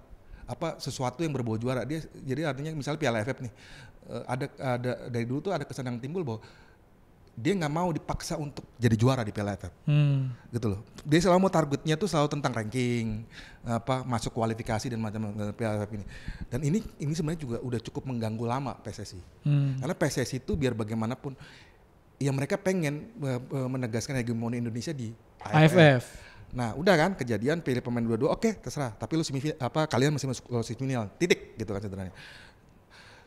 Pak Erick kemudian lolos ke semifinal itu hitungannya adalah menang lawan Myanmar. Ya. Menang lawan Laos, ya. Lawan Vietnam so-so ya. Karena senior seri kan Vietnam. Atau misalnya kalau kalah ya udah. Tapi harus juga menang lawan Filipina. Ternyata yang 2 di kandang ini malah nggak menang gitu ya kan. Lawan Laos imbang, lawan Filipina kalah lagi. Lanjut. Nah, ini nih yang menjadi Piala AFF ini menjadi triggernya adalah gini. Udah di target lolos semifinal itu si Pak Erick ini juga pengennya gini, dia ditegur sama AFF. Jadi gara-gara pernyataan Sintayong di sebuah preskon bahwa kita menurunkan U22. AFF ada preskonnya itu pas kapan ya? Sebelum pertandingan lawan Myanmar pertama, Mas. Pertandingan pertama. Iya. Petinggi AFF marah besar. Ada yang gini. Itu pas preskon emang coach Shin ngomongnya apa? Ingat nggak? Ya seperti yang dibilang Mas Yus tadi, kami datang di sini pakai tim U22. Ini bukan target sebenarnya gitu. Target kami adalah tahun depan ada SEA Games dan kualifikasi Piala Asia U23. Itu sih. Tegur lah PSSI kena tegur, Pak Erick dan kawan-kawan dapat kena teguran dari AFF gini. Kalian jangan hancurin turnamen ini dong. Artinya gini, ini tuh levelnya senior. Kita sudah punya U23, kita sudah punya U19. Ini kalaupun kalian menurunkan U22 itu urusan kalian. Tapi jangan rusak ini karena ini kaitan dengan sponsor dan macam-macam. Dan dibalikin ini ada yang menohok sekali ke PSSI ini. Sederhananya AFF ngomong gini. Ini turnamen dibuat salah satu penggagasnya Indonesia. Gitu loh. 96 kita sama-sama kesulitan mencari lawan uji coba internasional. Tergagaslah poros Indonesia, Thailand, Malaysia dan Vietnam. Gitu kan, bahwa ayo kita bikin turnamen yang berkelas yang ini, dan kemudian sekarang udah membesar, tiba-tiba kok lu kirim U22 pengumuman di pertandingan pertama kok gitu. Kayak kesannya kalian meremehkan turnamen ini. Gitu kan, turnamen ini sebenarnya ini bikin makin pengang kupingnya PSSI gitu kan, karena Pak Erick ini kan tipikal pemimpin yang sebenarnya nggak pengen ada banyak kontroversi ya, maunya adem-adem aja gitu kan. Ya, ketika ini menyinggung, dan terjadilah yang terjadi, yang seperti Mas Erwin bilang, nggak lolos semifinal. Dan kita waktu itu kalau nggak salah, semenjak ini orang lain masih belum ngomongin pemecatan, tapi kita tuh sempat ngasih clue loh di pemberitaan kita. Ya udah mulai artinya bahwa gagal Piala AFF gini. Dan akhirnya terjadilah bulan Januari tanggal 6. 6 Januari. Nah itu tuh juga ada cerita serunya tuh Bro Win. Sebelum pemecatan gue lupa, sebelum Piala AFF kayaknya ya, ada salah satu ya lingkar dalamnya Pak Erik juga gitu, diskusi, kenapa guys? Diskusi ngontak ke saya gitu, memang nggak secara gamblang gimana nih kalau dipecat gitu, nggak secara gamblang gitu, tapi orang lingkar dalam itu bertanya, kira-kira media itu ngelihatnya seperti apa sih gitu, posisi Coach Sintayong sama PSSI gitu. Saya terus terang jawabnya gini, yang kita dukung itu adalah timnas, ya. Jadi apapun keputusan dari PSSI kaitan pelatih, entah tuh di level mana, ya ini yang lagi dibahas kan Coach Sintayong gitu. Ya media akan support gitu. Support dan mendukung itu bukan cuman mendukung aja, tapi kritik itu juga bagian dari dukungan gitu ya. Kritik yang proper itu bagian dari dukungan gitu. Artinya gini, kalau misalnya mau pecat silahkan, tapi kalau ada konsekuensinya kita akan kritik gitu. Jadi kita sebagai media itu hanya sebagai agent of control ya di luar kontrol dari sosial. Sistem PSSI, kontrol sosial gitu. Kalau misalnya mau ambil keputusan silahkan gitu. Waktu itu saya juga bilang, ini Coach Sintayong prestasinya, pencapaiannya bagus, nggak pernah pelatih tim nasional sebelumnya mencapai kualifikasi lolos dari babak kualifikasi putaran final Piala Asia, lolos ke semifinal Piala Asia U23, lolos sampai round 3 kualifikasi Piala Dunia. Nggak pernah ada sebelumnya pelatih yang bisa membawa Indonesia ke pencapaian ini, ya. Ini bukti bahwa Coach Sintayong membawa Indonesia ada progres. Iya, ada progres, ya kan. Popularitas jelas sangat besar gitu. Waktu itu belum ada nih info yang soal ada konflik di ruang ganti setelah lawan Bahrain, ya kan. Waktu lawan Cina seperti apa itu juga belum ada info gitu ya. Jadi murni bahwa sebagai media kok mau dipecat sih, kan ada pencapaiannya gitu kan. Jadi belum ada nih kembang-kembang atau info-info yang akhirnya terangkai sekarang gitu. Tapi bukan tekanan ya, kalau tekanan kesannya PSSI diatur-atur, dan gue yakin banget ini PSSI nggak diatur-atur, memang karena memang artinya keputusannya memang bulat. Tapi memang gini sih, kaitan dengan Sintayong ini tuh memang keluhannya konfliknya bukan cuma tentang ruang ganti, tetapi juga banyak pelaku sepak bola Indonesia ya, terutama di level Liga 1 tuh memberikan masukan juga berkaitan gini loh. Ya kayak mereka menangkap kesan bahwa Sintayong ini sangat tidak ibaratnya tidak peduli dengan Liga 1. Gitu kan. Jarang ketika ngomongin tentang seleksi pemain gitu ya. Dibanding dengan pelatih, dan ini emang gue rasain, kalau gue sih gue juga ngerasain gitu. Dibanding pelatih sebelumnya itu jarang melakukan pemantauan gitu loh. Kalau yang di lapangan gimana? Belakangan sering nggak ngelihat? Sejak musim lalu sudah lumayan sih. Ketimbang awal-awal setahun 2 tahun karena Covid juga kali ya. Nah ada yang cerita gini, waktu menjelang, jadi ada September, Oktober kan pendek ya. September ya? Yang round 3 kemarin kan mulai September dan Oktober ya. Iya Mas. September, Oktober, November. Jadi jeda itu Sintayong tuh kalau jadi ceritanya kalau tidak salah gue lupa timelinenya agak sedikit, tapi gue yakin itu diminta untuk udah jangan pulang dulu deh. Ternyata dia pulang. Itu salah satu pengurus PSSI itu mencak-mencak. Ini orang udah waktunya pendek, bukannya dia mantau pemain malah pulang. Memang pulang bentar kan waktu itu Sintayong gitu kan. Itu dan ya memang gitu, dan ini keluhan juga muncul dari klub Liga 1 gitu kan. Mereka tuh merasa bahwa jati dirinya Liga 1 itu dibunuh. Dikerdilkan seakan-akan bahwa liga nggak penting atau macam-macam. Cuma memang gini yang nah ini nyambung ke lain nih, suara-suara itu tidak mereka keluarkan ke publik karena ya tadi Sintayong ini punya fan base yang sangat besar di media sosial, dan seringkali sederhananya kalau ada orang terbuka ngomong ke publik Dihabisi. Dan ini kan lo ngerasain sendiri bro. Artinya pemain legenda yang kita legenda Ya timnas. gini, gue mau cerita ini juga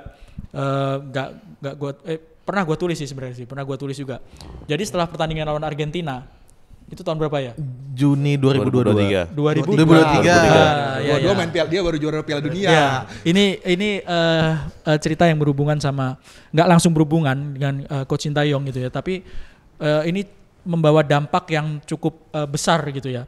Jadi gini, setelah pertandingan lawan Argentina selesai, gue nongkrong nih di tangga di GBK kan, nongkrong, ada ketemu nih satu pemain tim nasional, posisi striker ya.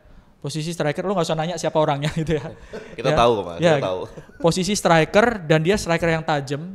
Dan menurut gue, Gak disebut namanya aja bro. ya belum ada pemain striker seperti si dia ini. Tipikalnya ya Mas. Iya, tipikalnya dan ketajamannya itu yang ada di timnas sekarang. Sekarang loh ya, ketika pemain diaspora itu sudah lengkap. Even itu Ragnar, itu Rafael. Itu menurut gue masih belum tajam ya, seberani, seganas ini si striker ini. Selicin. Iya, selicin si striker ini. Udah aja lu. Gua tanya nih, gua hampir aja nyebut namanya. Tapi kalau disebut kan udah tadi, pensiun nyebut kan, lagi ya. udah pensiun gitu. Ya kalau orang seperti gua kenalnya sama pemain-pemain yang udah pensiun. Punya ini nggak? Minta komen dong soal ini permainan ini juniormu gitu. Wah, gua ingat waktu itu dia bilang. Masih suka gugup kalau ditekan ya, di pressing. Sehingga bola gampang hilang gitu. Ketika dapat bola itu hilang sendiri. Jadi bukan karena direbut lawan gitu, salah oper atau salah kontrol sehingga hilang sendiri. Oh, oke. Terus ada lagi nggak? Ya, mungkin kedepannya jangan lawan yang seperti Argentina ini yang datang. Karena kalau seperti Argentina ini yang datang, nggak kelihatan cara nyerang Indonesia seperti apa karena ketekan terus kan. Tekan terus ya. Masuk akal. Dan gue yakin itu komennya murni karena dia ya kepengen supaya juniornya ini dapat masukan aja gitu. Dia nggak ngincer jadi pelatih gitu ya, dia nggak ngincer dari asisten pelatih gitu, nggak. Dan gue merasa bahwa itu komen yang sangat bergizi, jadi vitamin lah ya, masukan itu nggak harus disanjung terus timnas itu kan. Harus ada masukan, harus ada kritikan. Dan yang ngasih komen itu orang yang capable. Ya, mantan pemain timnas. Dan rekor golnya lumayan bro. Striker, gak usah disebutin, nanti dicari di Wikipedia. Gak usah disebutin. Golnya bersejarah juga itu. Ya, gak usah disebutin gitu. Dia mainnya di timnas ya. Di Piala Asia main. Klubnya ya. gak disebutin. Gak usah, jangan. Jangan. Gatel nih kawan ini. Mas Erwin aja kayaknya udah mudah nih mendeteksinya. Di Piala Asia dia udah membuktikan lah kapabilitasnya. Gua tulis pagi kan ketemu malam, gua tulis publish pagi. Sore abis sholat maghrib dia WA gue, Mas, gara-gara sampean gitu. Waduh, ketahuan nih orang Jawa. Iya. Gara-gara sampean gitu. Wah, kenapa? Iya, aku dibully sama netizen gitu.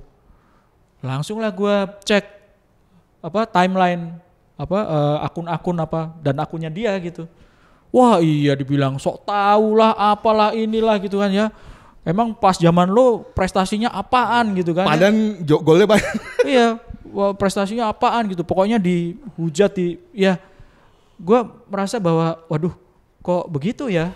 Padahal kan ini orang yang sangat capable gitu ya, mantan pelaku gitu ya, dan dia udah membuktikan reputasinya. Ya sudah, waktu itu kita akhirnya ngomong lagi ngomongin apa sih kok jadi nyambung ke sini? Ya artinya gini, lupa gue. Sampai lupa juga. Kritikan artinya suara-suara ini tidak berani suara-suara dari klub dari klub, dan dari memang klub. Gini, sebenarnya ujungnya akhirnya Pak Erik tuh kabarnya concern juga dengan situasi ini. Oke. Terutama tuh dipicu gini. Itu sempat gue omongin juga tuh ke Pak Erik tuh. Iya. Waktu gue dipanggil, waktu diundang itu. Concern karena gini, Pak Erik tuh kan sebenarnya pengen gini.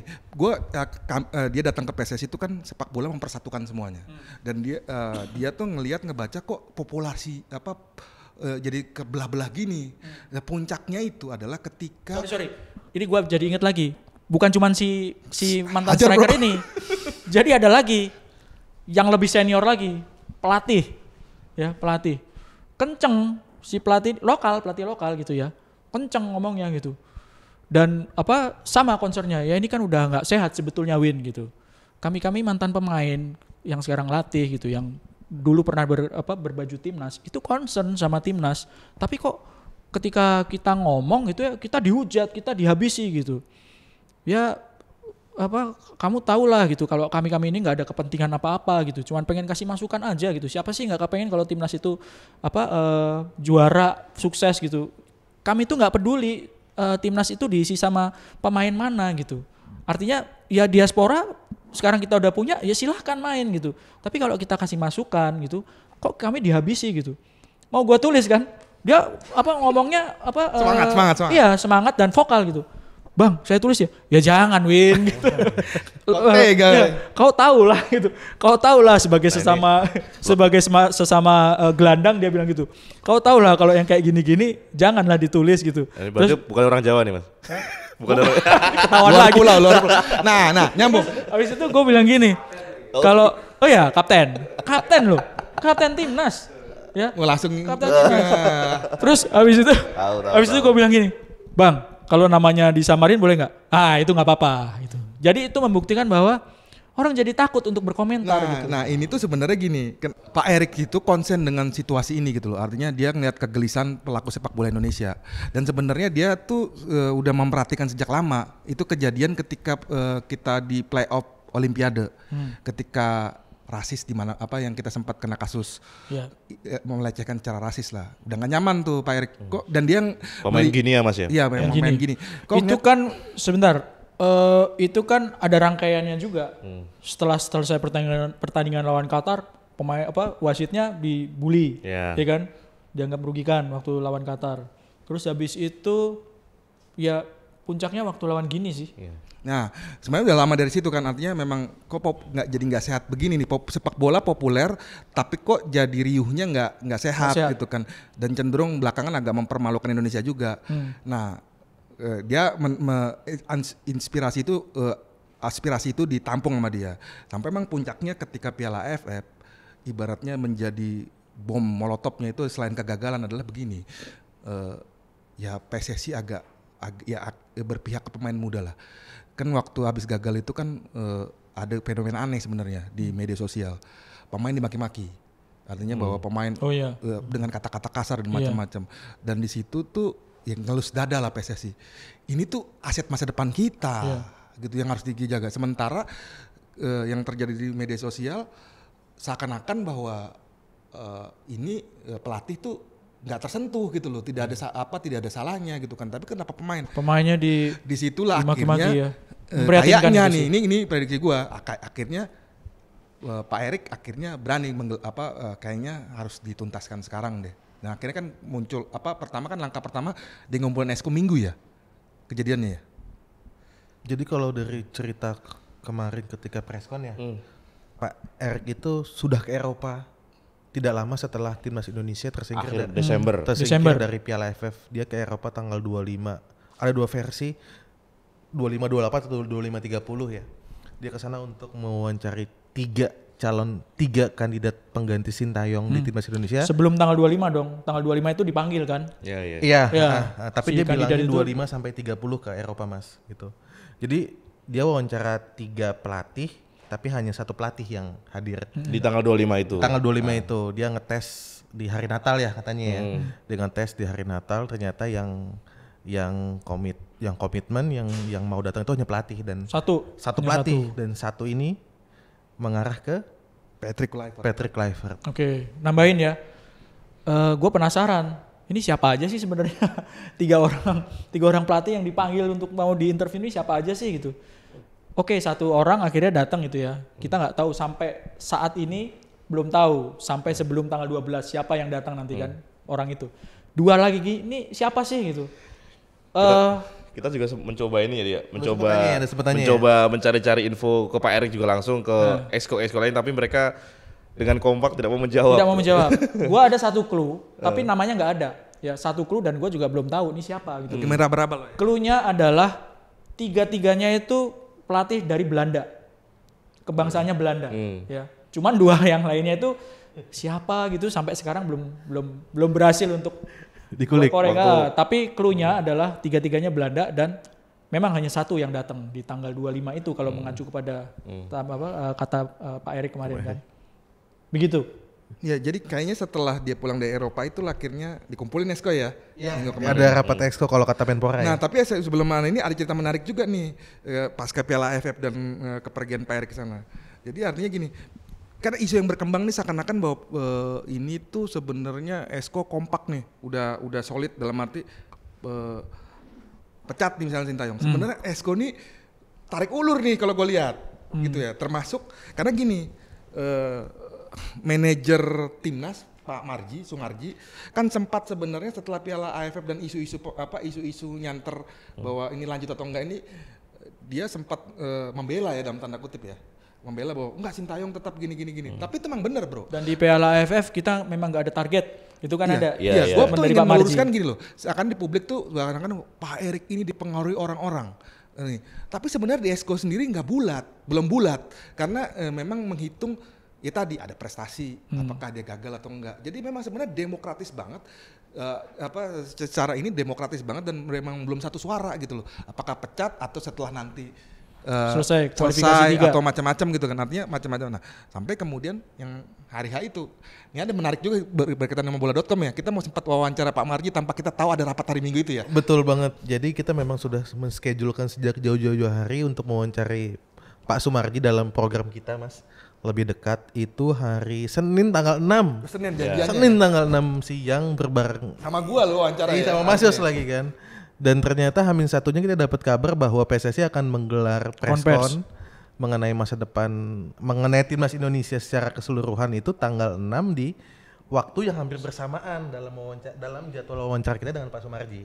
Jadi pada akhirnya mau nggak mau kita reschedule ulang gitu. Dan karena hasil Pak Sumarji itu juga akan sibuk dalam dan press-con hasil itu. rapatnya tuh bocor ya, ya gara-gara ada satu exco ya. Ada seorang exco Pak Khairul Anwar itu mengunggah di Reels Instagram ya, jadi dia mengunggah video dan dilengkapi caption ucapan terima kasih kepada Sintayong gitu. Awalnya kan itu muncul di Twitter ya, screenshotan orang gitu. Kemudian ada seorang teman gitu yang kemudian follow beliau gitu. Memang benar dia posting begitu, tapi ketika saya mencoba konfirmasi ketika foto itu viral, saya langsung mencoba kontak dia, nelpon segala macam, nggak dibalas, baru dibalas tadi hari ini.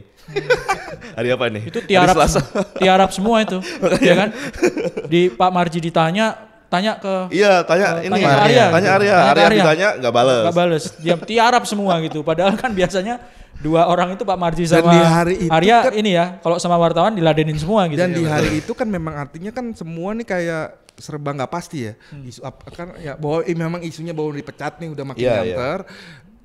Tapi masih ada ini, dan itu memang benar. Artinya gini, karena yang gua denger di dalam nih ya, Pak Erik itu memang last minute juga. Apa artinya gini? Mengambil keputusan tuh sometimes juga berubah di last minute modelnya gitu. Artinya oke, misalnya ya, gua ambil contoh nih, bukan kata dia nih. Misalnya dia mau mecat nih. Kemudian dia tuh biasanya sampai detik terakhir itu baru tiba-tiba bisa bilang enggak usah dulu deh, lanjut dulu deh. Modelnya kayak gitu. Jadi memang pada malam itu kalau ditanya apakah Sintayong ini memang masih ini gitu, sampai kemudian rapat Esko itu. Rapat Esko itu bulat, Pak Marji kalau nggak salah kan paginya suruh ketemu Sintayong kan. Gitu loh. Suruh ketemu Sintayong dan mengeksekusi surat pemecatan. Iya. Dan yang menyerahkan kan Pak Marji ke Sintayong langsung surat PHK itu ya. Nah, yang nyambung sama ceritanya Mas Yos, nggak tahu sumbernya sama apa enggak sama sumber gue. Jadi sehari sebelum tanggal 6 ketika screenshot dari Exco itu ya, Khairul Anwar itu udah keluar, gue langsung nanya ke salah satu ya lingkar dalamnya ya, ini beneran jadi dipecat ya? Jawabannya juga masih menggantung gitu, karena memang sumber gue itu bilang bahwa Pak Erik itu memang dengerin orang gitu ya, masukan, tapi kadang-kadang gue punya ini sendiri, gue punya keputusan sendiri gitu. Yang kadang-kadang orang-orang sekitarnya juga nggak bisa nebak gitu ya, nggak bisa nebak. Makanya nyambung sebenarnya kan, ternyata di menit-menit last minute gitu ya. Dan setelah ada kayaknya bakalan diselesaiin gitu, gue langsung nembak pelatih penggantinya dari mana? Dari Jerman nggak? Jerman atau Belanda, gue nanya gitu. Kenapa gue nanya gitu? Karena Jerman waktu itu Ziege. udah ada nama Kohler. Ziege sama Kohler Oh, kan. ya. Jerman atau Belanda nih? Kalau Jerman bener nggak Ziege sama Kohler gitu? Nggak dijawab cukup lama. Akhirnya gue lupa di hari Senin atau di hari Minggu malam kayaknya. Itu baru jawab dari Belanda. Gitu. Pelatih penggantinya dari Belanda. Nyambung ternyata. Besoknya kan konvers dari Belanda gitu. Cuman nggak disebut namanya, tetap nggak Namanya, disebut ya. gitu. Siapa itu pelatihnya nggak? Tapi fix dari Belanda dan benar ternyata dari Belanda. Sebenarnya nyambung juga sih, karena kan pemain diasporanya kan banyak dari Belanda. Mayoritas Ya kan? Belanda. Kalau pelatihnya dari Belanda, entah itu siapa, Kluivert kayak atau Van Gaal lah atau Giovanni Giovanni, ya. Bronckhorst, Van Bronckhorst, ya nyambung sebenarnya kalau misalnya yang diambil dari Belanda. Tapi sampai saat ini kan kita belum tahu sampai tanggal 12 ya. Iya, dan memang benar ya menggaris bawah gitu. Jadi kalau isu-isu, gue sih selalu mengamati media sosial gitu bahwa Pak Erik diintervensi. Enggak, Pak Erik ini sebenarnya orang yang tegas. Kalau dia udah meyakini sesuatu gitu, ya dia akan lakukan dan ya nggak usah ngomongin ini. Ini gue ada yang menarik nih, gue juga kaget. Buzzer bukan? Bukan buzzer gue. Ngomongnya kok begitu kan? Nggak, gue menarik nih. Ini kaitannya dengan setelah dipecat. Ya gue ceritanya gue dikontak nih hari Selasa pagi sama salah satu orang petinggi di kementerian lah yang cukup dekat dengan gue gitu kan. Intinya sederhananya dia langsung tanya, itu beneran Pak Erik seberani itu?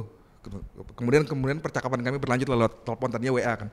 Gue teleponan, ternyata ya nih gue lagi mau report ke bos dia, dalam konteks ini menteri ya, ini mau report untuk keperluan report ke Pak Presiden nih, karena ada kekhawatiran isu sepak bola ini akan bergeser ke Presiden, dan ya maksudnya artinya jangan sampai bergeser. Dan kemudian akhirnya ya gue ceritain kan background dan macam-macam. Oke, yang lo sampein komprehensif, jadi bahan gue juga nih, karena memang dia bilang ini pertempurannya ngeri. Pertempuran apa nih? Gue tanya gitu kan. Pertempuran di media sosialnya sangat ngeri, bro. Artinya dia memang tidak menspesifik misalnya buzzer atau apapun, tapi dia bilang ini tuh banyak informasi yang seliwuran. Itu tuh nggak semuanya benar, tapi artinya pertempurannya besar sekali. Dan ini dia bilang sudah terjadi sekitar 2 mingguan terakhir. Gitu loh. Dan ya dia cuma sempat berpesan gini sih, sederhananya kan Pak Erik tahu nih kalau dia udah ngambil keputusan ini dia tahu risikonya ya, artinya risikonya gede. Tapi ya tadi ini udah sampai juga ke pemerintah pusat gitu loh, presiden gitu kan, karena memang sepak bola kan ngomongin U20, U17 semuanya kan berkaitan dengan presiden gitu. Udah sampai ke sana. Nah, kaitan dengan gini deh, daripada kita ini udah jelas ya udah dipecat. Penggantinya kira-kira siapa nih di Her? Tadi kan udah kita spill ya. Iya. Asistennya lah, kalau yang ini kan kita sudah tahu lah. Ya. Patrick Kluivert. Kabar baru nih. Ada kabar barusan ini sih. Ada 2 asisten yang akan mendampingi Patrick Kluivert di timnas Indonesia nanti. Yang paling kuat ada satu namanya Dani Lanzat, yang satu Alex Pastur. Kalau bagi pecinta sepak bola di tanah air sih Dani Lanzat gak asing ya, karena dia punya roots Indonesia juga, dan dia pernah main juga di timnas Belanda walaupun gak begitu banyak capsnya. Back ya posisinya. Back apa gelandang? Kalau Lanzat. Gelandang ya. Lanzat gelandang. Kalau Alex Pastur tuh kayaknya yang itu ya, yang sering menukangi tim dari Liga 2-nya Belanda tapi sering bawa naik promosi. Gitu. Nah. Oke. Meyakinkan nggak kira-kira penggantinya? Ya.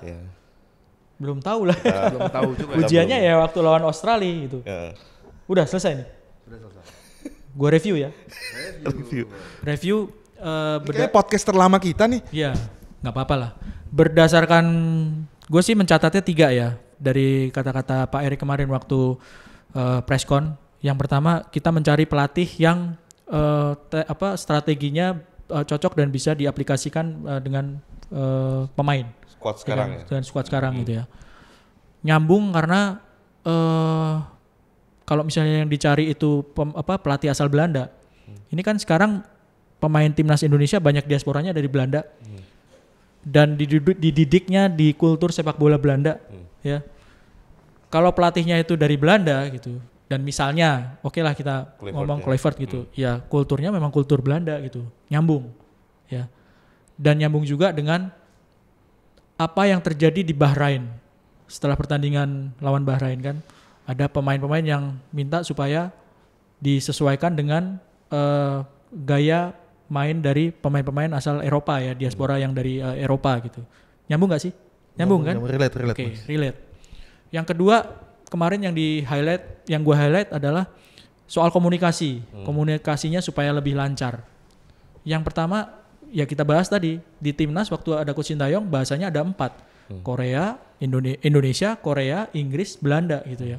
Bukan berarti komunikasinya nggak ada, tapi komunikasinya kalau mau lebih lancar, ya pelatih asal Belanda. Asal Belanda. Ya kan, bahasanya lebih enak, Belanda atau Inggris gitu ya. Karena pemain Indonesia ini juga, gue mencatat pemain-pemain Indonesia itu kalau diwawancara sekarang bisa ngomong dengan bahasa Inggris Ya, gitu ya. banyak yang udah Asnawi, preskon pun udah berani pakai bahasa Inggris ya. gitu. Kalau di preskon siapa? Contohnya? Egy, Witan juga lumayan lancar ya. Tapi kayaknya kemarin yang paling lancar tuh Rivaldo Pakpahan. Oh, Rivaldo Pakpahan mengejutkan tuh. Mantap ya. Mantap. Borneo FC. Lancar ya. Oke, secara grammar mungkin nggak perfect, tapi orang tahu bahwa oh dia maksudnya seperti ini gitu ya. Jadi kembali ke masalah komunikasi, bahasa Inggris dan Belanda ya. Kalau misalnya ada pelatih asal Belanda itu akan memudahkan. Satu lagi mungkin komunikasi itu bisa lebih luas lagi, diperbaiki antara timnas, coach dengan klub. Nah itu kan PR juga kan dari cerita yang kita dengan Persija ya kan, dengan macetnya komunikasi waktu lawan Persija itu bisa lebih komunikatif gitu. Yang ketiga highlightnya adalah bisa inline sama program yang dijalankan oleh PSSI sekarang. Ya kan ada yang pernyataan ketiga dari Pak Erik kemarin kan ya. Ya tepatnya seperti apa? Omongannya mungkin nggak seperti gue, tapi kan ada kata-kata dari Pak Erik adalah pelatih yang baru ini bisa mendukung mengaplikasikan program yang dilakukan oleh PSSI sekarang. Tahu nggak program PSSI yang dimaksud sama Pak Erik kira-kira apa? Ya, termasuk salah satunya kompetisi. Bukan, naturalisasi. Naturalisasi ya. Naturalisasi itu kan program yang paling kelihatan ya, yang dilakukan oleh PSSI. Ternyata kalau gua sih ya menyambungkannya, apakah pemain naturalisasi itu dimaksimalkan? Kalau ngelihat dari ceritanya Eliano sama Bagot, enggak. Dari Exco bilang bahwa ini udah susah-susah diusahakan, bahkan naturalisasi prosesnya itu di Belgia, dikebut secara ekspres, ternyata nggak dipakai. Nah, itu kan memang nggak relate dengan apa yang terjadi selama ini gitu kan, dari 2 contoh kasus itu. Maaf Mas, saya koreksi. Oke. Bagot tidak naturalisasi. Oh, jadi oke. kasus Eliano aja. Oke, Eliano ya. Bagot itu pemain yang memilih keluarga negara. Sama kayak statusnya kayak Irfan Bahdim. Mirip Irfan Bahdim. Ya. Sebelum 21 tahun dia memilih. Ya. Jadi apa yang diaplikasikan sama PSSI ternyata nggak relate juga sama yang ketiga itu yang soal program tapi nggak relate sama timnas itu. Mungkin reviewnya itu sih. Ada lagi mau Mungkin ini nambahin, kalau memang nanti Patrick Kluivert benar-benar diumumkan jadi pelatih timnas Indonesia, di samping track recordnya sebagai pelatih itu kurang begitu mengkilap ya. Maksudnya dibandingkan dengan Sintayong pun gitu. Tapi harus dilihat bahwa Patrick Kluivert itu sosok legenda di Belanda, striker legendaris timnas, main klub besar kayak Ajax, Barcelona segala macam. Mungkin nanti itu akan menjadi daya tarik bagi pemain-pemain keturunan kita yang lain yang misalnya belum dinaturalisasi akan gabung, atau bisa jadi juga bahwa pemain-pemain diaspora kita yang sekarang di timnas respectnya pasti akan lebih tinggi lah. Karena ini abang-abangan dia. Abang-abangan timnas Belanda. Seniornya ya. Senior. Nah, meskipun jadi pemain yang oke, jadi legend, belum tentu secara ngelatih bagus. Makanya kuncinya di asisten 2 tadi Mas, mungkin secara taktikal dan segala macam. Oke. Untuk leadershipnya kan di tangannya Patrick Kluivert-nya gitu. Kalau Patrick Kluivert. Ya kalau jadi tunggu aja nih hari Minggu ya. Hari Minggu. Hari Sabtu malam. Sabtu datang sini. Jadi tanggal Minggu 11 ketemu malam kita udah ya. datang. Tapi kalau gue terakhir gini sih. Dari tadi terakhir terus tapi nggak kelar-kelar ini. Terlepas bahwa Sintayong kita kan udah mengurai nih. Sebenarnya ada konflik apa dengan antara PSSI dan menurut gua gini, terlepas bahwa Sintayong misalnya ternyata punya masalah-masalah yang publik mungkin nggak tahu dan akhirnya terungkap gitu ya. Ya buat gua sih tetap terima kasih buat pelatih ini. Pasti gitu. Harus. Artinya terlepas dari apapun juga ya dia telah memberikan fondasi. Tapi lagi-lagi kalau gua selalu ngingetin gini. kalau gue mendukung timnas.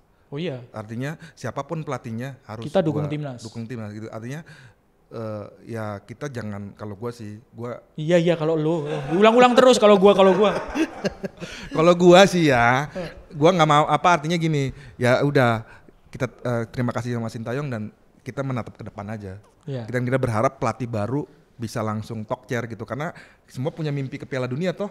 Betul. Dan tinggal dikit lagi nih gitu kan. Tinggal dikit lagi atau masih ngeri-ngeri sedap nih. Tapi bisa jadi masih panjang Mas, karena misalnya kita di peringkat ketiga atau keempat putaran ketiga, kita akan main di putaran keempat. Dan ada kemungkinan lagi kita masuk ke putaran 5 hingga akhirnya playoff antar konfederasi. Ya, masih panjang. Panjang Masih banget. panjang. Sampai awal 2026 itu. Iya. Lu apa penutupnya? Udah cukup Yang sih. jelas gini sih, pelatih baru siapapun itu tugasnya sangat berat ya.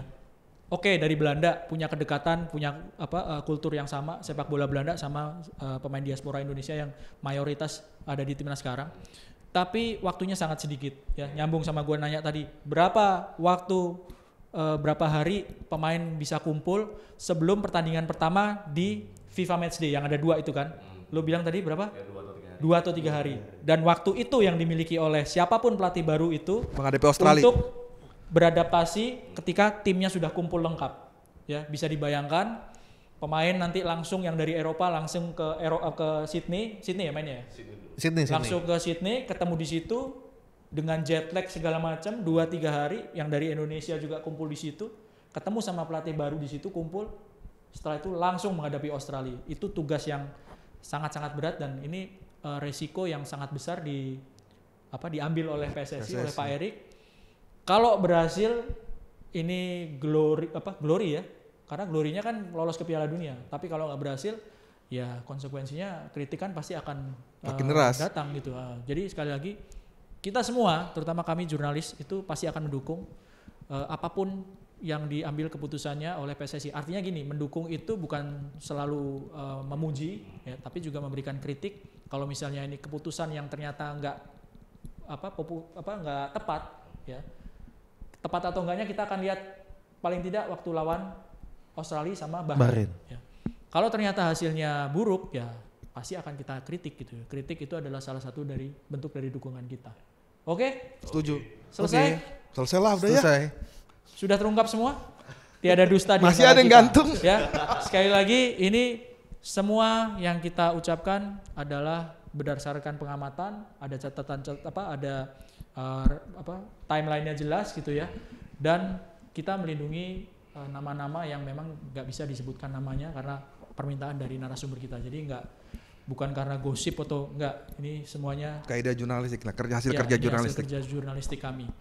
Terima kasih sudah menyimak ya.